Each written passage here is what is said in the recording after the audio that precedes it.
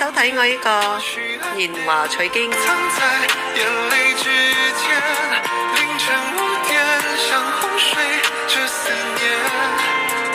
哇！有冇睇過呢個太陽落山非常之快？其實真係嘅，時間唔會留人，太陽落山亦都唔會等你。你嚟咗未？你睇住我未啊？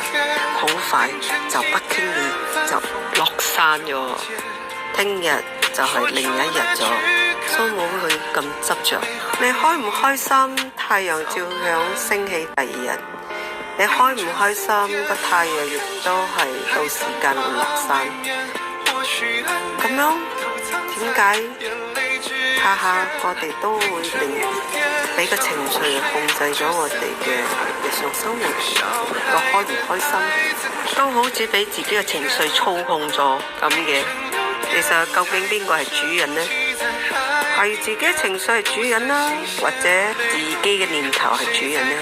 所謂一念天堂，一念地獄。當自己跌落個負面嘅情緒嗰陣，快有意識嘅去快啲轉念去，好似飲支啤酒焗咗去，咩事都冇發生。你學會啦嘛？如果今日嘅話題對你有所幫助，請你撳個讚嘅和回應一下啦，跟住轉發俾更多迷茫邊度嘅朋友，一齊睇呢個靈性智慧之光，讓我哋嘅世界變得更美好。只有自己先能決定活出點樣嘅自己。